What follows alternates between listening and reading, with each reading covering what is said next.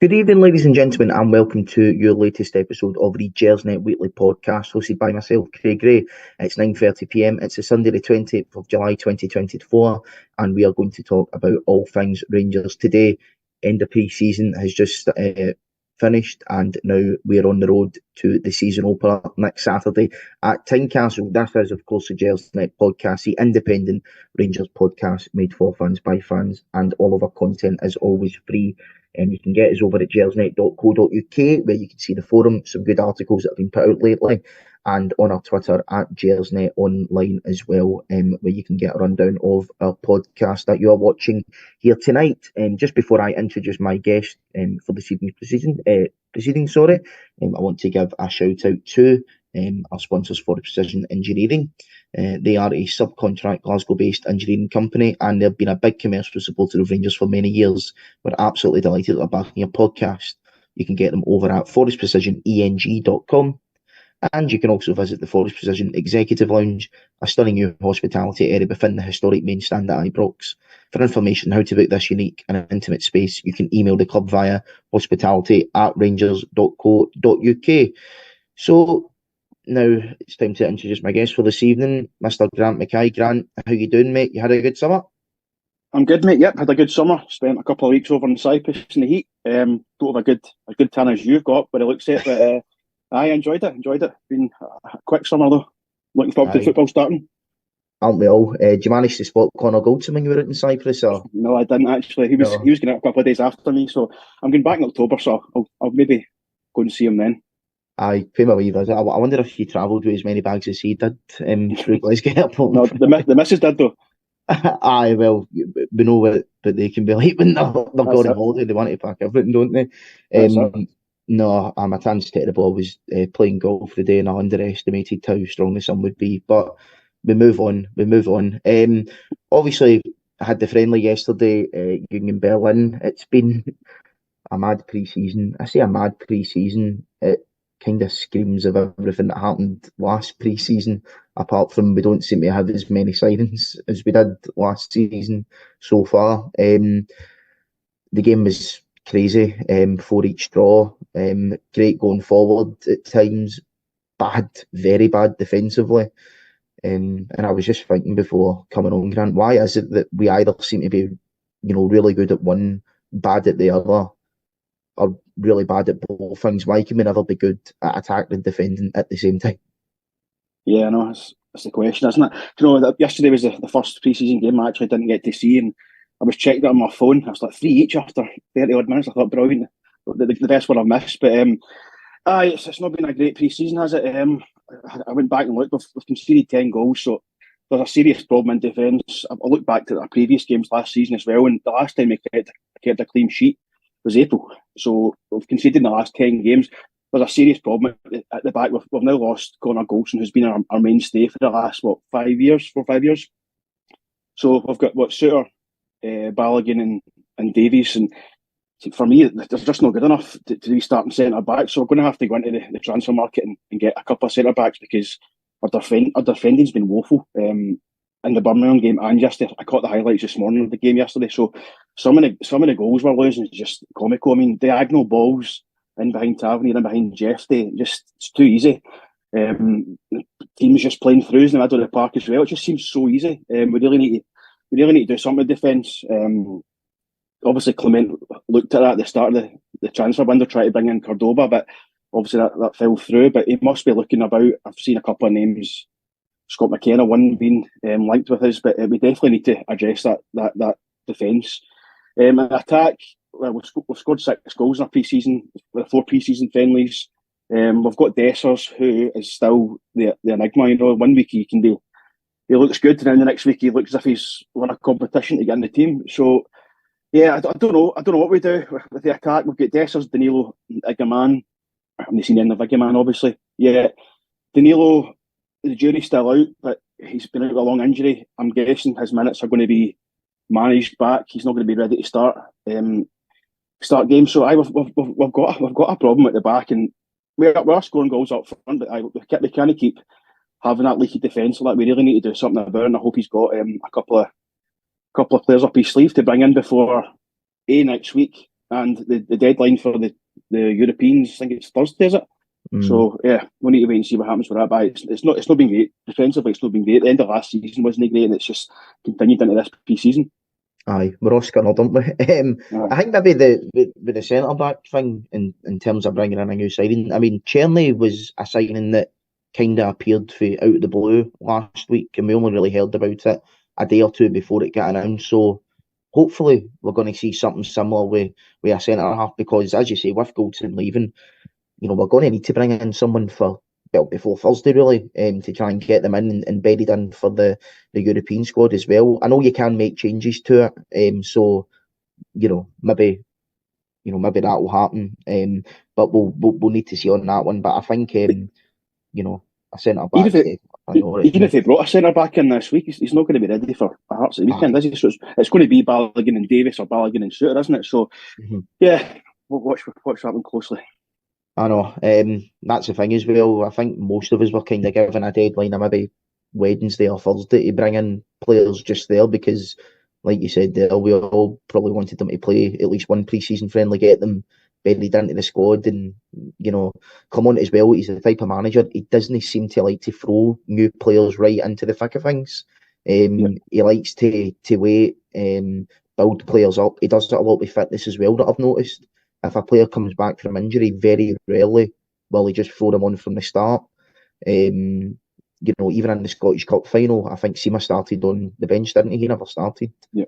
And we needed Sima in that cup final. And he wouldn't even do it then. So if he's not going to do it for that game, he's certainly not going to do it for, games like, this weekend, the first league game of the season. But it's a wee bit deflating, everything that's happening now. You did say there 6 goals. I think the issue with that is 4 of them were in the one game yesterday. Although positives, maybe we are hitting attacking form at the best possible time.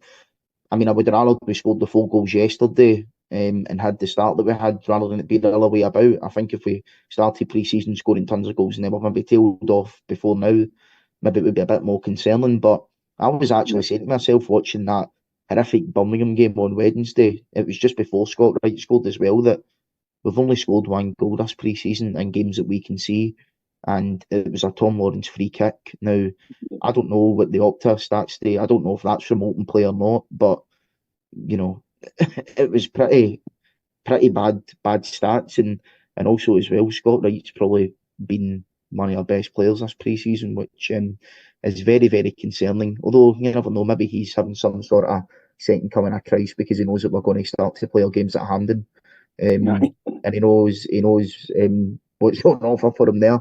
I wanted to touch on a wee positive. It's not on the agenda, but we'll just keep going. Barron and Diamande, they seem to be the only proper positive that we can take from this pre-season. They are developing a very, very good partnership. I think Diamandi's actually had a brilliant pre-season. I think the only time he was poor was that first half he played against Birmingham. Ironically, he wasn't playing beside Connor Barron at that time as well. So, if you look at it from that point of view, they certainly seem to be clicking together, and they're clicking at the right time. And what I really like about it as well is their age profiles. These are guys that, we've said it for years, the transfer model. We want to bring in guys on the cheap, or relatively cheap, train them up and sell them on for big money. And you're hopeful that these are 2 players that can start to encapsulate that in the coming seasons. Yeah, I mean, Diamande has shown glimpses of what he can do. The Birmingham game, the first half, he was poor. I noticed he was playing a lot deeper than normal. Yesterday, he was a bit further forward. You see him making that pass through for Dessers' goals, a cracking pass through. So he's got that in his game. Connor Barron, it was a no-brainer to get him in, but I thought he's going to be a squad player. He's not going to go straight into this first team. But Raskin got injured, so he's obviously been given his chance. But he's actually been excellent. Like, he gives you that energy and legs in the middle of the park that we've been gagging for a couple of years. So he's been a real positive. He likes a tackle. He's got a good engine. So he's gonna be playing if Raskin's out for another couple of weeks anyway. So he has been a positive, and you hope to get these guys develop them, and then, as you said, move them on for a profit. But the 2 of them have been excellent. Diamande and Barron. Yeah. the thing that We I don't, love we about don't have anybody else, really, do we? We don't have anybody else in the middle of the well, park just now. that's true. That's true. We should have Raskin there, but obviously he's going to be out for another wee while. But the thing that I really love about Connor Barron's the fact that nothing seems to faze him. He's a mouthy wee, you know what? You know, he gets into people's faces. He's up shouting, bawling at the referee. Although then again, I don't know if he'll be able to get away with that this season with the rules that they're apparently meant to be bringing in. But Yeah. I love it. He's got the passion. He's got the desire. I've certainly showed it so far.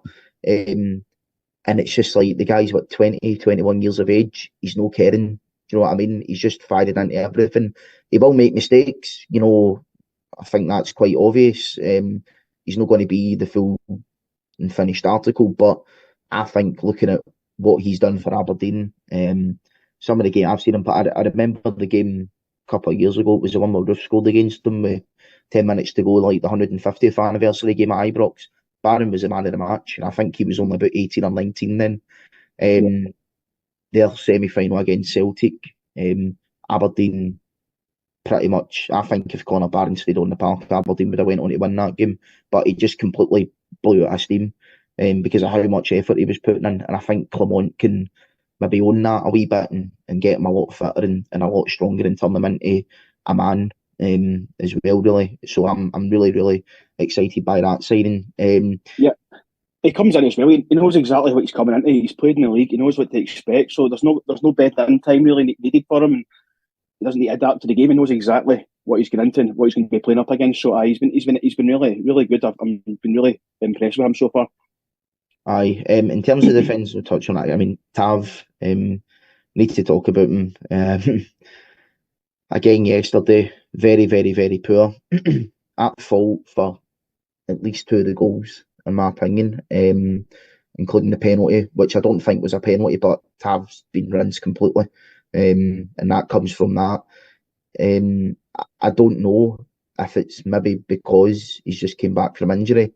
In fact, I'm probably being too harsh. I'm probably giving him the benefit of the doubt because I've been saying for the last month or two that, all right, on paper, if you look at his stats, Tav did have a good season last season, but everyone's seen his performances from sort of February, March onwards, where he just looked way off it, yard off the pace. Someone who I think when it comes to being on top and the pressure being on you, well, you have to win to stay top. I think subconsciously it's something that he just can't do. And it was the same with Connor Goldson. And I don't know why. Sometimes these things you just can't, give a definitive answer why. It's just the case. I said as well with the own goal that he scored on Wednesday, he was probably unlucky with that. But how many times has James Tavernier been unlucky in a Rangers jersey? For me, again, it's not something that you can just say, oh, he's unlucky and this is why we can fix it. Sometimes it's just the way that people are. You can't put your finger on it. You don't know why it is.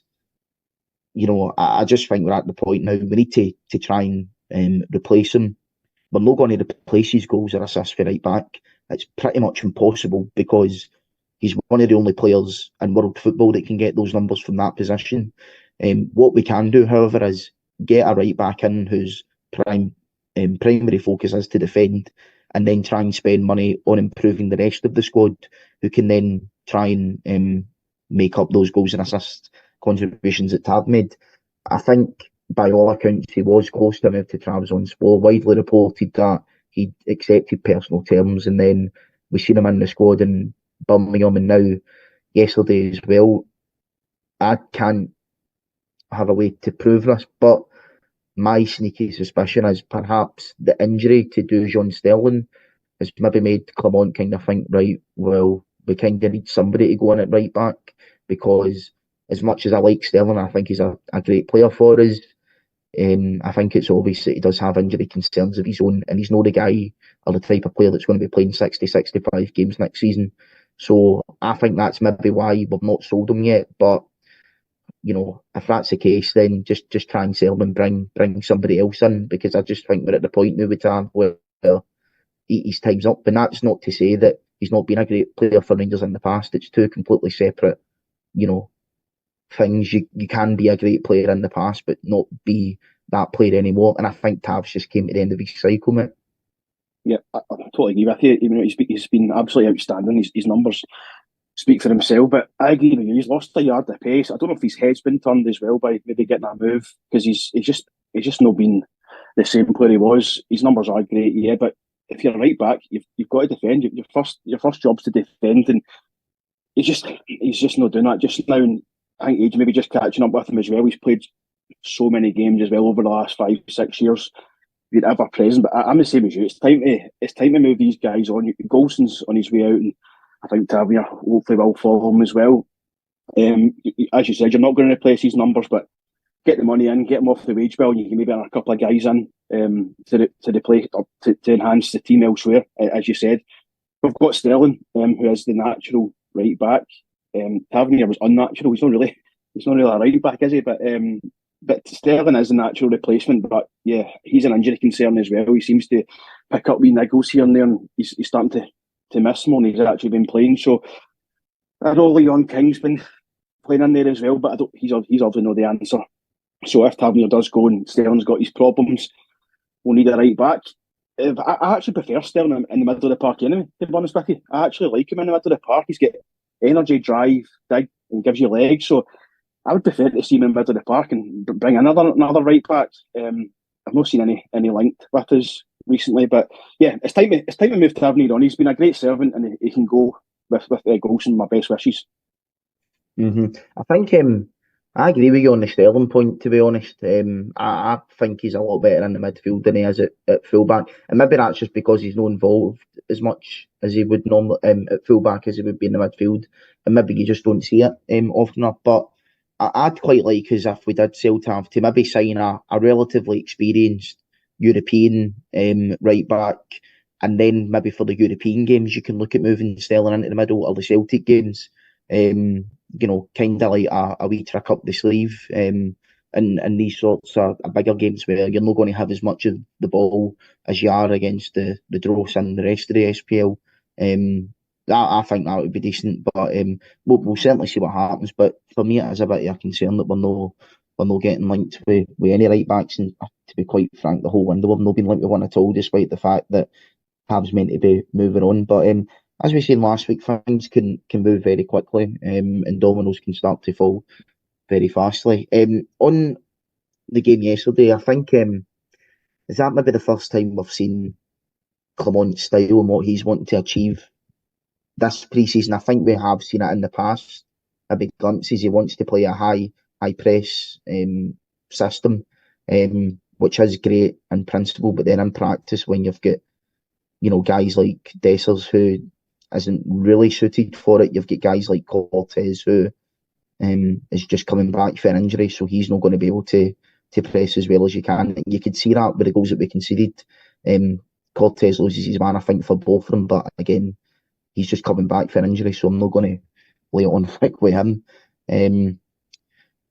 It's a weird one, because I do think we are seeing what Clement wants to play. I know people are saying that maybe they aren't seeing that style of playing, that system, and I can understand that, but we still need to remember that this still isn't really his squad, and we have all said we need to give him time, we need to give him the patience to get his own players in. The chances are we're going to be starting this Hearts game on Saturday with one new signing on the team. So how's that Clement squad? Is it his fault that we've not managed to get as many players out the door as we wanted to? Probably not. And it's the same with guys coming in. There is a lot of players still there, Grant, in my opinion, that need to be moved on. And it's a bit of a concern that we have a month left to go until the end of the transfer window and 6 days to go until the start of the season, that next Saturday we could end up with basically one new player in the starting 11. Yeah, I'm just on the style. Yeah, you are starting to see his style the last couple of games. The problem is with the press, there's only certain people that are pressing. You see Dessers and Lawrence during the week pressing, and there's nobody else backing them up. And Birmingham done it a good few times. We were pressing them at the back, and one pass and they're out. They broke our press and we're exposed. There's 4-on-4. It happened 2 or 3 times, and then we get the ball at the back and they press us, and we're penned in. I don't understand why. You see Dessers turning around, looking, going, right, come press, and I don't know what's going on with it, to be honest with you, but you need to have Lawrence doesn't have the legs to go and do that number 10. No, he doesn't have the legs to go and press and keep up with that. It's a bit unfair than people saying that he's Clement's style. Since he's come in, he's been having to patch the team up every single week, basically, since he's come in October last year. He had terrible injuries last year, so he was playing guys out of position. He was just trying to get 11 men in the park, and he didn't really have much time or to implement his own way, because he's just, I mean, you saw Sterling in 3 or 4 different positions, left wing, right wing. So it's hard to implement your style when it's not your players and you're playing guys just for the sake of playing them because we don't have anybody else. So yeah, he needs his own players in.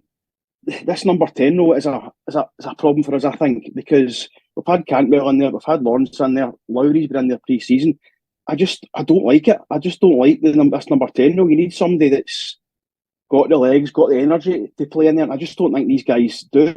I'd prefer it if he ditched the number 10 though and went for a 6 and 2 8s, kind of like what the mob across the road do. It's more effective for me. I just don't like the number 10 at all. So it'll be interesting to see if he gets another couple of midfielders in or a couple of more wide men in as well, and see what he does with it. But yeah, we just need to wait and see. But I can see what he's trying to do, the high press, but you need the whole team to do that, and not just 2 or 3 players, because it's easy to break. I think that's a good point that you've made in terms of the number 10 role. I think Clement is trying to ditch that, because I think if you look at the players that he's trying to get rid of, I mean, we've got like 5 number 10s: Lammers, Hadji, Cantwell, Lowry, and Lawrence, and he's got rid of Lammers, probably going to get rid of Hadji this week, fingers crossed. He's going to get rid of Cantwell at some point. So they're probably the 3 of the better ones for it anyway, and he's ditching them all. I think Tom Lawrence, he would probably like to sell him, but let's be brutally honest, he's got a year left in his deal. And I'll come on to having another player shortly, but he's got a year left in his deal. Lawrence is 30, 31. He's got his injury concerns. Let's be brutally honest, nobody is going to come in and make a bid for him. So you're just going to have to probably try and make the best out of Lawrence as you can this season. And he can do things, Lawrence. We know that, but I think, as you say, maybe full time, it's not really going to be the role for him. I think Raskin being injured is a big blow, because I think ideally Clement wanted to play a sitter and then Diamande and Raskin as the sort of 2 8s, and then 2 proper wide men and a striker as well. So I wonder how much an injury to Raskin's maybe hampered that as well. Because apart from Lawrence, I mean, you've got Kieran Dowell as well, so that's probably maybe even 6 number 10s. Christ, man, we're 10 to I'm not. I know this is what happens when you just sign duds for years on like 20 odd grand a week plus, and they just go missing. But he's another one. So we're going to need to get more reinforcements in the midfield, and we'll touch on that later. But I mentioned Lawrence here in terms of trying to get him to do his turn this season. Dessers as well. And as you said earlier, he's an enigma. I don't think anyone has ever said that Cyril Dessers should be every week leading the line for Rangers, but he can be effective at times, and sometimes you do need guys like that in the squad just to be effective, and get a pretty decent goal return, which he did last season. I think we're in a bit of a weird position now. I don't think people talk about, we should sign Shankland or Romani or whoever. I can't see a signing like that happening unless we sell Dessers first. Because realistically, we signed Danilo last year for 6 million. He'll be on big wages. Igamani signed for 1.5, 2 million quid. He'll be on decent wages. And Dessers is obviously going to be a high earner as well. So I just can't see us having, 4 strikers on pretty big money when you're only going to play one of them. I just can't see that. I think it'll be, Danilo, Igaman, Lovelace, if he's still there, is kind of a floating maybe youth player coming in and out, and then Dessers or someone else. The issue we have now is the season starts next Saturday. Danilo is coming back from injury, and I'm hopeful that Danilo can be the guy that turns into that number 9 that we want next season. But maybe the manager's kind of thinking in terms of juggling things.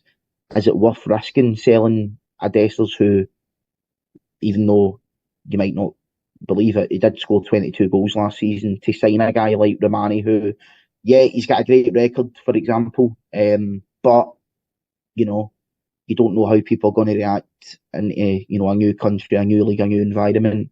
Shankland, I think, is a fairly obvious signing, but I think for me the financials don't make sense at the moment if Hearts' rumoured fee is to be believed. I think you're better just waiting until January to try and prick him up in a pre-contract.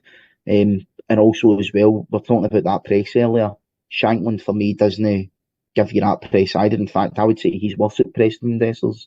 So, I mean, I would like Shankland to sign, by the way, guys, and I've said that before, but I don't think he should be the one to lead the line as well. So, I think in terms of the striking position, okay, we can all say Dessers shouldn't be the number one, but I think we're at the stage now where the manager's probably looking at it and saying, can we really even afford to sell him at the moment when, the guys coming in might not match his contributions for last year. So it's a difficult one really that we're in the new with that. Yeah, I said it earlier on. I mean, Dessers does split opinion, but if you're going to go sign a guy that scored 22 goals last year, you'd be pretty happy with that. But I change my mind every time I see him play. Like 1 week he's excellent, and the next week I'm just like, he is useless. But again, yesterday he took both his goals brilliantly. Great finishes. I mean, how many times have you seen him do that cutback, roll the ball back, and he's made an arse of it? But yesterday it worked for him. It came off. So he scored a cracking goal as well last season. The ball was put over. He just dinked it over the keeper. A lovely finish. So he's got that in his locker. But then you watch him against Man United, and his link-up play can't even play a 5-yard pass and stuff like he's falling over the ball. So it's so frustrating watching him. But yeah, 1 week I love him. Next week I just can't stand him. Danilo's minutes are going to be managed. We all know that he's not going to start next couple of weeks. So we're stuck with Cyril Dessers. As simple as that. I would like to see Shankland here, but I wouldn't pay the money that Hearts are wanting for him. They want £3-4 million. I just wouldn't pay it when we can sign him a pre-contract in 5 months' time and maybe negotiate a smaller price then. But I just wouldn't pay the money for Shankland. I do like him as a player, as a goal scorer, but the money doesn't make sense. Romani, again, don't know anything about him. Massive risk to pay £5-6 million from a guy that you don't really know anything about. When you could go and spend that money on Miovski, who's done it in this league. I do like him as well, but I doubt Aberdeen would deal with us at all. I can only see another striker coming in if Dessers does move on. There has been speculation about that. As you said, he's on big wages. Igdomani's nowhere to be seen, and Danilo's coming back from injury. So Cyril Dessers is going to have to be. Tom Lawrence, again, I like him. He's a decent player, but he just doesn't have the legs for me. He is a goal threat, but he doesn't have the legs. He just doesn't have the legs. He can't get up and down. He's too immobile for me, and he's on big wages. We're not going to get rid of him, let's be honest, but I would like to see him move on. I think he was linked, was it Wayne Rooney's team? Wayne Rooney had him at Derby before, but maybe he was linked to Plymouth, so maybe there's something in that, I don't know. But we'll small deal for Morgan Whittaker. That would make sense.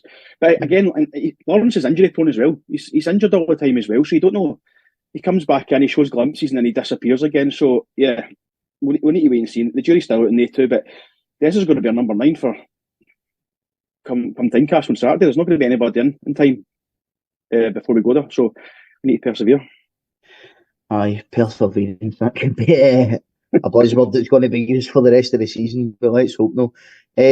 Going into the transfers there, Grant, I mean, it's weird how I'm feeling because, see, a month ago, I was actually quite buoyant about the transfers because we'd signed about 5 or 6 players and it wasn't even July yet. And you're going, well, this is brilliant, we're getting in the deals that need to be done, are the easiest ones to be done. And we just didn't hear anything for about a month in terms of income. So you're like, oh, it actually turns out that we need to sell players first before we can buy any. That's brilliant, isn't it? Yeah. I mean, that's a massive concern for me. In fact, I may as well just start on that in terms of that communication between the manager and the board. And like, I know, obviously, Clement's Belgian, and maybe something like he is a very literal person, and maybe sometimes things can be lost in translation when he's speaking. But for me, that notion that he came in and said that basically when he came in last year to what it is now, it's pretty much a completely different scenario. Whether that's true or not, I don't know, but that's a massive, massive concern for me. Yeah, absolutely. Yeah, it was a strange one. We're all wondering why we're not bringing in players in, and it took the manager to come out and tell us where's the chairman, where's the leadership for the club? Why does the manager have to come out and tell us that? Absolutely shocking. But he's got both hands tied behind his back. If that's the case, we all know we've got a bloated wage bill. The wage bill has to come down. We've got, I don't know, 5, 6, 7, 8 players just dead wood. They're just sitting there collecting a wage and they're not contributing. So it was obvious we had to get rid of people, but to come out and say we've got no money, we can't bring anybody in was pretty a shock to me when he said it. But I'm glad he did come out and say it, because we were all wondering what the hell was going on. So I'm glad he came out and addressed the fans. But we've got, I wrote down a couple earlier on. We've got Hadji, Cantwell, Cifuentes, Wright, Dessers, Lawrence, Davies. And these guys are on silly money. Like, some of them are on silly money. We need to get them off the wage bill. Simple as that. Bills and all. And I actually forgot about him, so I'm not written him down. But you're talking about 300 grand a week between all of them. We're not contributing. Lammers was another one, but he's obviously away now. But it's just the wage bill over the years has been shocking. The highest wage bill in Scotland, and we're not getting in for it, really, are we? Let's be honest. But we're starting to see players go out now. Lammers is away. Looks like Hadji's away as well. Goldson will be away hopefully this week. Cifuentes, there was interest, was at Aris in Greece, not Cyprus. There'll be a few others. Ben Davies as well. He's in massive wages, so who's going to want to pay him the wages?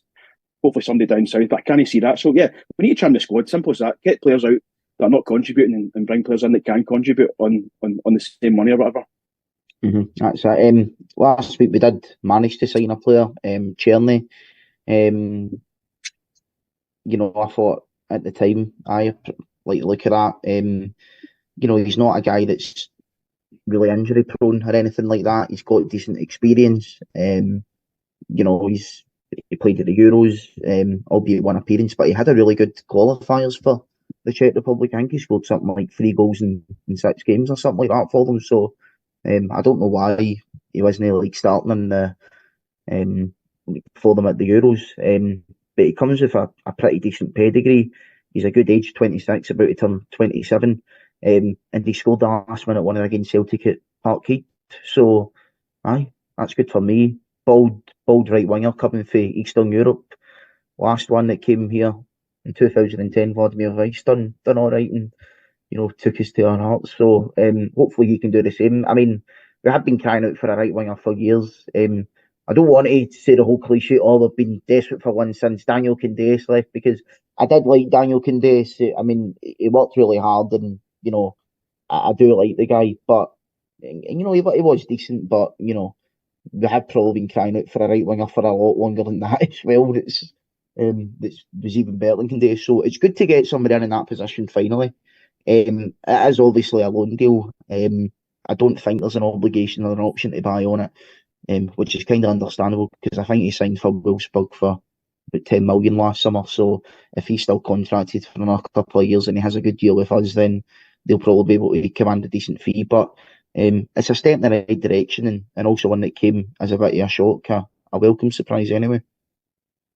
Yeah, I don't really know much about him, but he looks decent with the clips I've looked at, a bit of pace. And as you said, we've been crying out for a right winger for donkey's years. So yeah, him on one side, Cortez and Miller, that'll give us a good bit of pace on the wings. But the problem is we seem to keep looking at players and loaning onto the loan market. I know we need to use the loan market, but we're kicking the can down the road. What's going to happen in the summer next year when we've got three or four guys getting back in loans, So I don't think he is one we can probably afford to buy. As you said, he went for 10 million quid a couple of years ago. He's contracted to 2027, so I can't see us paying the money for him or getting him. But no, he looks a good player. I just want to know if he's going to be match fit. Can we get him in the team for Saturday? Well, I did find it odd that he never. I mean, I don't know if he travelled to Berlin or not, but he wasn't in the squad. But then we did mention earlier, Clement doesn't really like to do that. But I mean, he was in Glasgow sort of Thursday, Friday. He was taking these pictures at Ibrox on Friday. So, if that was me personally, I would have had him out and at least training with the team or because I actually think that friendly yesterday, it's the closest to a proper match you're probably going to get all pre-season, in the sense that you're playing in front of a full house. The atmosphere was pretty good. The Union Berlin fans seem to be enjoying themselves. It's the closest that you're going to get to a proper match. The intensity was there for a lot of that game yesterday, so it would have been good to get him a few minutes and playing with his teammates. But aye, we'll see what happens with that one. Hopefully he can play a part next week at Tynecastle, but it's probably going to be Scott Wright. Another guy we had the news earlier, Grant, Joan Jordan, or however you pronounce it. Sorry to Derek Ray if he's listening. I don't want him to start messaging me all sorts because I never got the pronunciation right. He has rejected the move to Rangers by all accounts. I don't know. I never like to comment publicly about transfers because eventually you're going to get one wrong and it's going to blow up in your face like Kirk Broadfoot in a poached egg in a microwave. So it's always best to not go public with these things. But on paper, he did look a very good player, on paper, again, someone that should squish the Scottish League. But how many times have we seen guys come in from whether that be England or abroad who should squish the Scottish League, and it goes the opposite way? By all accounts, it seemed that the guy wasn't very keen. As far as I'm concerned, that's fine if we're not going to sign him, because I don't want players here that don't want to be here. From the outside looking at it, you're coming to a massive club in Rangers, you're going to be playing European football to bench warming for Sevilla. If he does well at Rangers, he can be a hero this season, maybe sign for a decent fee next summer, or he goes back to Sevilla, or he could find another club as well. So a bit of a strange one, but it's his decision at the end of the day. But like I say, I don't want players here that don't want to be here, to be quite honest. Yeah, that was. I saw it before I came on this on Twitter. I'm kind of a bit gutted about this one, to be honest, because he looked a good, decent player. He's won the Europa League twice with Seville, number 8 for Seville. So we've been crying out for somebody like that in the middle of the park, and he probably watched us in pre-season and thought, I don't fancy this at all. But it's a strange one. But it's a kind of common theme though. Like, we've missed out on what Cordoba, Kibadi, or whatever his name was, McLean, the boy Davy Claassen, rumours of Stuart Armstrong as well. It's worrying that we're trying to attempt to get these guys and they just don't want to come here. I don't know if we're going to pay 60% of his wages, which you're talking about 40,000 a week. He didn't fancy it. But then why did Rangers negotiate with Seville for so long? It took 2 weeks or something like that to negotiate with Seville. They finally accept, and then all of a sudden he doesn't want to come. Surely we should ask him before we start negotiating with Seville. But I am gutted about that one because I thought he'd be a missing part. But we really need centre mids. So as I said earlier on, we've only got Barron and Diomande really. Sterling can fill in there, but he's obviously injured. But we're struggling for players in there just now. Mm-hmm. No, I think for that position, for me, it's pretty vital that it is someone that is experienced, because your Barons and your Diamandes and even Raskins, they are still very young. They are still raw, and they will have a lot more mistakes in them rather than a sort of more experienced player. There are rumours going around that it might be John Fleck to take that role. I don't mind John Fleck. He grew up near me, went to my school and all that. He is a proper Rangers man, which always is a positive. But looking at his stats earlier, I think he's played something like 4 games in the last year, and they've all been pretty much off the bench. I don't think I genuinely couldn't tell you the last time he's played a full 90 minutes. But people are saying he's in just training. I don't know why we would allow someone to use the training facilities if we didn't think that, if we weren't going to have a look at them as well. Because I don't think, to the best of my knowledge, John Fleck won't have any connections really at Auchenhowie anymore, maybe apart from some of the staff that have been there for ages. But I don't think he's played with any of our current players. He doesn't know Philippe Clement, or he won't know him. So, it's not one of these ones that maybe you've seen years ago that, I'll let you come back and train with us for a couple of weeks because I know you and stuff like that. If John Fleck's in training with us, then we are obviously looking at him with a view to signing him. If it was a couple of years ago, yeah, I wouldn't have minded it on on a free transfer. And when I first heard the news last night, it was kind of, it might be okay, but I think looking into it a wee bit more, nah, no for me. I think we do need someone experienced. For me, people might shoot me down. I think Kenny McLean at a decent price would have been the perfect guy. I think he would have been a better option than Jordan, and I mean that in the sense that I think Kenny McLean was a less risky option than Joan Jordan.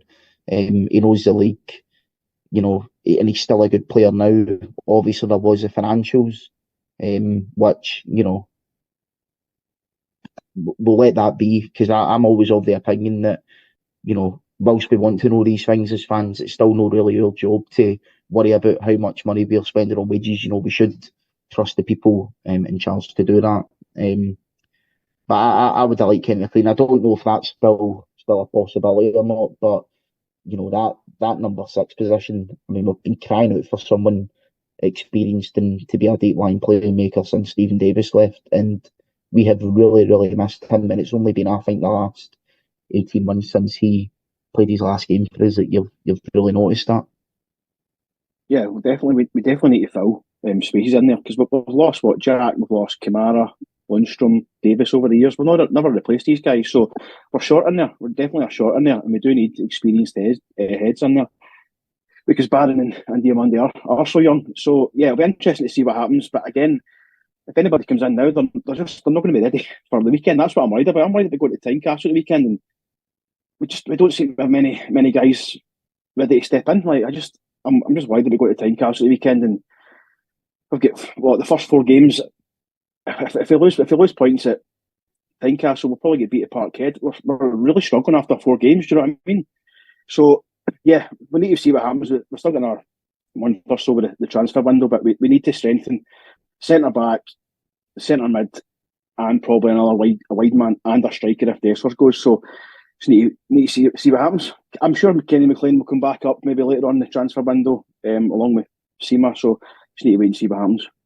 Aye, I think Sima. I mean, I would love to get Sima back. I think if we can maybe get one more decent winger in Sima, I think certainly for the wide areas, I think we would be in a really good position. In that sense, I don't know what's going to happen with Sima, but I'm a bit worried because, like I said in the group chat against for the Birmingham game, and Seattle was wearing his number 19 shirt, and the number 7 shirt's been taken by Cortez. Lawrence has got 11, Dessler's got 9. Yes, I am the type of person that looks into these things and worries about it.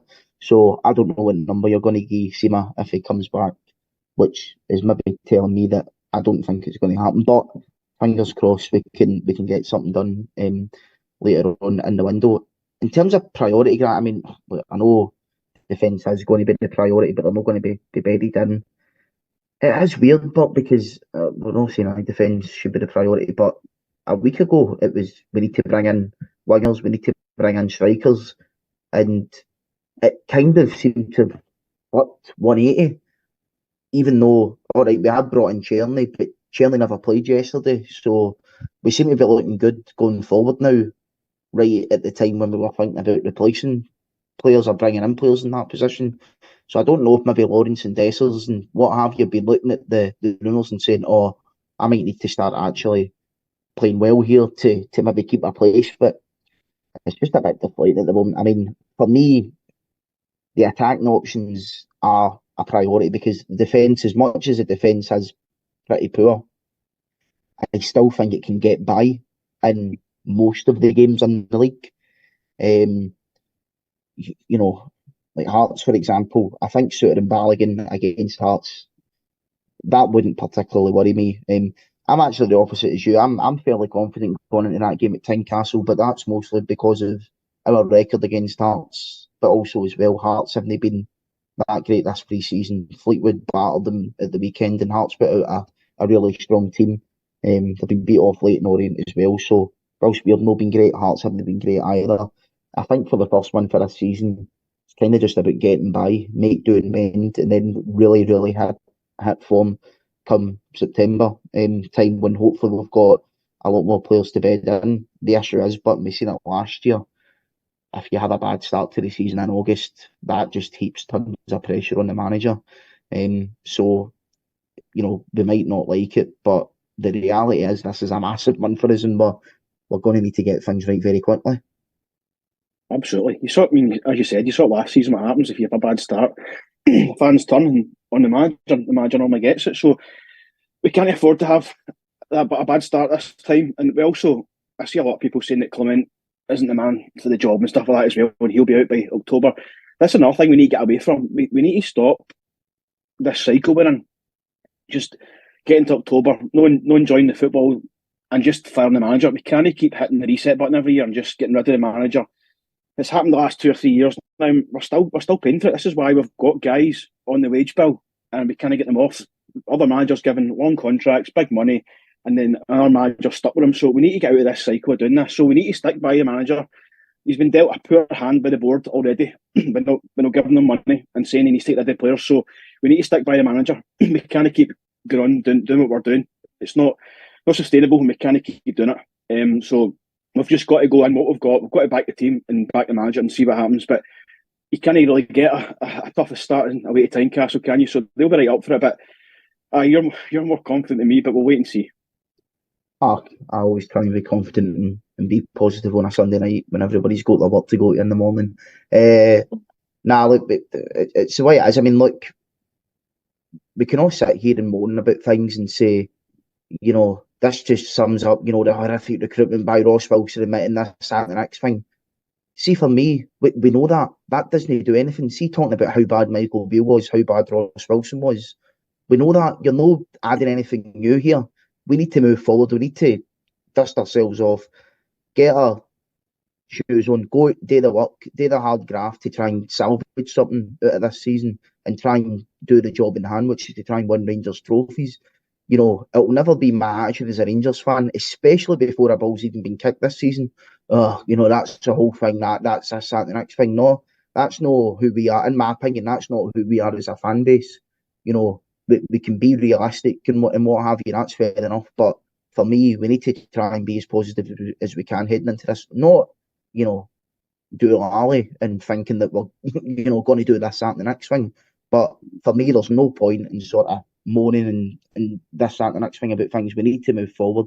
I do think Clement is bringing us forward, and I think he will be the one to break that chain, the whole sacking managers, and I think he will do it because if looking at the signs that are there before, he's done things that other managers maybe haven't quite managed to do, and I mean that in the sense that he won a trophy quite quickly, which got him off to a good start. For me, the big thing though is the addressing of the senior players in the dressing room. The fact that he's getting rid of Goldson, the fact that he's probably going to get rid of Tab, the fact that he's got rid of Lundstrom, Roof, Barisic, Jack, guys that weren't contributing. He has been the only manager with a set of balls, to be quite frank, in the last couple of years to do that. And that's what makes me think this man is different, and this man is a guy to bring our club forward. For me, it's just a case of whether the fans and the board have got the patience. And I think the board should have the patience. I want the fans to have the patience, but do you know what? I understand if the fans don't have the patience because, I said something yesterday online where it was, there was articles going around about how this is a Gerrard-style rebuild and what have you. And that might be true. Rangers might need to wait and build up another year or two before we can be properly challenging again at the top. But the fans shouldn't just sit back and accept that, especially after everything the fans have done for this club. And I will only mention the last 3 seasons here domestically. It's not been good enough. 2 domestic trophies in 3 years. Because the last 3 years, that for me is when the cycle should have reset after we won the league. Our wage bill then was on par with Celtic. The last 3 years, it's been bigger than Celtic. So, the fans have got every right to be moaning about things. But, I want to try and remain as positive as I can. And I say that as we're about to talk about the board in a hopeful update this week. But Grant, we got drawn today at home, in inverted commas, against St Johnstone in the League Cup. another game at Hampden. So that now means that, if everything is to schedule, we're going to play a minimum of 4 games at Hampden, maybe 5 if we can get past Dynamo Kiev. We know the issues with the stadium, that quite frankly they've just not been good enough. I think you didn't need to be Bob the Builder to probably realise that you should maybe start knocking stuff down when the materials are in the country. But we'll leave that to one side.